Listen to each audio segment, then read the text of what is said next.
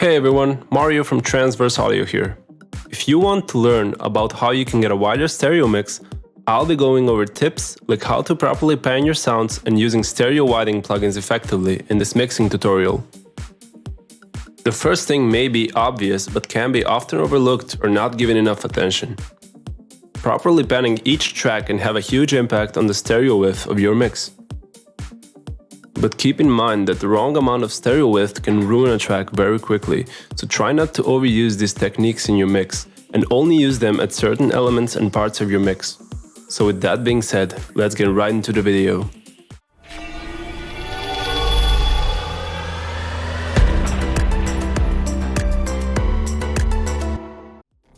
If you're not familiar with what panning or adding stereo width to your mix is, these are both techniques that experienced music producers use to improve the clarity of the mix by moving some of the elements to the sides rather than keeping everything in the middle and having a lot of the sounds and clashing and fighting for the same spot. The way this works is one of your studio monitors plays the sound louder than the other monitor, let's say the left one, and to the listener it creates the illusion that the sound is on the left side of the picture of your mix. And of course, even after EQing and separating a lot of your channels, some elements can still feel like they're clashing. So here are some tips and plugins that you can use that will help you clear your mix. The first thing I want to talk about is the basic stereo separation knob in the mixer. And one of the first and most important things you should do when mixing is adding your bass and kick elements in mono. This will help keep those low frequencies tight and in the center, and this is especially important because most of the times in EDM music, these elements carry the track and they're the heart and soul of your mix. And you should also have your main vocals in the middle too. Moving the knob to the other side will increase the stereo separation effect of the element, but try not to use this on your main elements like your kick or bass that have a lot of low frequencies.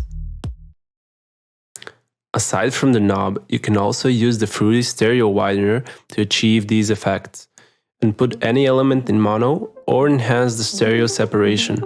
This plugin will also give you extra options to play around with. The next thing is the panning knob, and this allows you to move your element to the left or right side of the mix. Another way to add a left-right panning effect is with the Fruity delay, by choosing the ping pong effect. This will add a cool left to right delay effect on your sound.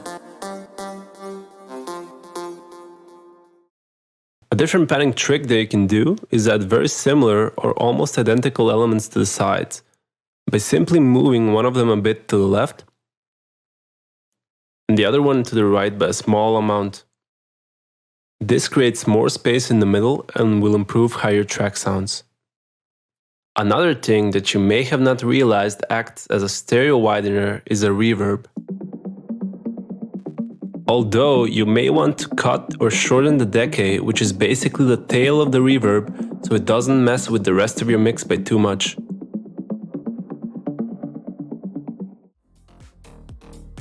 A simple trick you can do to check if your mix has clarity, and there's not a lot of the same frequencies clashing into each other, is putting your master channel and mixing in mono.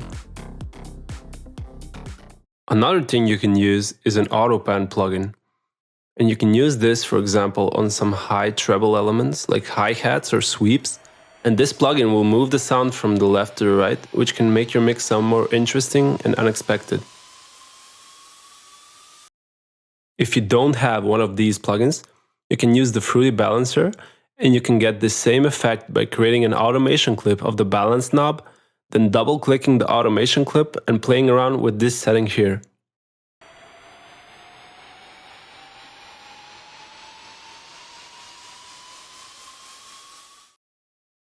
A great practical plugin that you can use is a stereo imaging plugin. This is the Ozone Imager by Isotope. This is the paid version, but if you don't have this, I believe there is a free version with just some of the options missing from the premium version. There are also many other stereo imaging plugins out there that you can use. What you want to do is put your low frequencies, which is usually 0 to 140 Hz in mono. This will give your mix a tightness. And then you can also add more stereo width to your mid to high and high frequencies to really create that warm, wide sounding effect. I wouldn't recommend using stereo eyes unless your sound source is in mono, because this will just increase the stereo effect artificially. You can also see the actual image of your mix here, and this might help you get a better picture of everything that's happening, but you should still resort to using your ears about how moving each of these parameters affects your mix, and not rely too much on how it looks. These settings here help you see if your track is out of phase, and you want to have your track above the 0 line for most of the track. If the sound is below the 0, it means it is out of phase. There are also certain master channel compressors that have left to right balancing presets, and there are also some EQs that have built-in presets for stereo enhancing. And remember that all of these plugins are helpful and practical, but they are still an artificial way to boost the stereo effects on the mix. So you still want to focus on mixing and creating space for each of your channels separately, and working so that they're in their place before you do your final mix and master, so that when you finally add these plugins in the end, it's more of an icing on the cake. If you found this video interesting or helpful, please hit that subscribe button so you don't miss future uploads. And as always, thanks for watching.